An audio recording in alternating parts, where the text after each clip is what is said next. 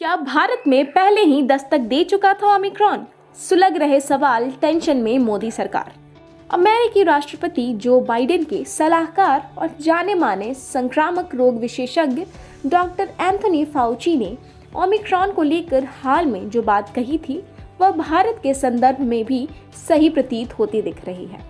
बेंगलुरु में एक स्वास्थ्य कार्यकर्ता के ओमिक्रॉन संक्रमित पाए जाने से सरकार की चिंताएं बढ़ गई हैं, क्योंकि वह व्यक्ति विदेश से नहीं लौटा था और ना ही ऐसे किसी व्यक्ति के संपर्क में आया था। ऐसे में उसका संक्रमण की सबसे बड़ी वजह यही हो सकती है कि यह वेरिएंट पहले ही देश में पहुंच चुका है। चिकित्सा विशेषज्ञ भी इस बात से इनकार नहीं करते हैं। यदि जांच हो तो और मिलेंगे मामले। फाउची के अनुसार ओमिक्रॉन को रोकना संभव नहीं है और यदि जांच हो तो कोई बड़ी बात नहीं है कि यह पहले से देश में मौजूद हो। दरअसल नवंबर मध्य में ओमिक्रॉन के संक्रमण की पुष्टि होते ही विश्व स्वास्थ्य संगठन यानी कि WHO ने पूरी दुनिया में सतर्कता बढ़ा दी थी। तब पहली बार दक्षिण अफ्रीका में इसके मामले मिले थे, लेकिन 249 कोरोना पॉजिटिव नमूनों की जांच में 74% मामलों में ओमिक्रॉन पाया गया है। यह दर्शाता है कि जब एक वेरिएंट पकड़ में आया तब तक वह बड़े पैमाने पर दक्षिण अफ्रीका में पैर पसार चुका था। इस बीच वहां से लोगों की आवाजाही जारी रही, जिससे उसका प्रसार होता रहा।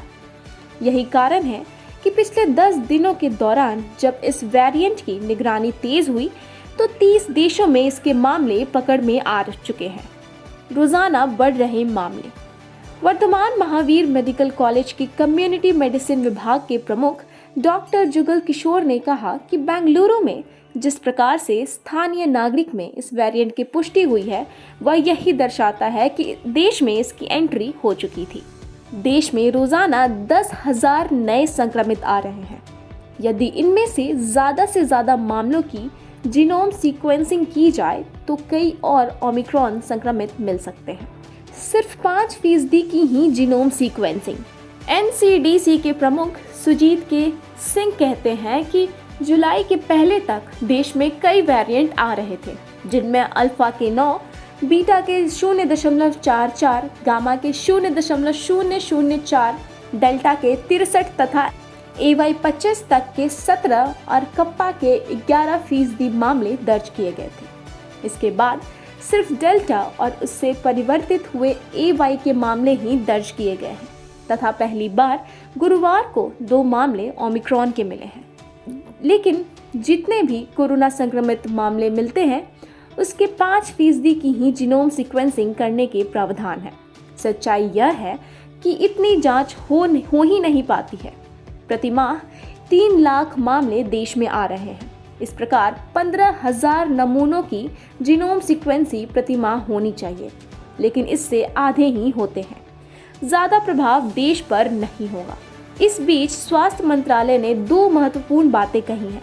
एक, डेल्टा के बड़े पैमाने पर संक्रमण और टीकाकरण बढ़ने के कारण ओमिक्रॉन का ज़्यादा प्रभाव देश पर नहीं होगा।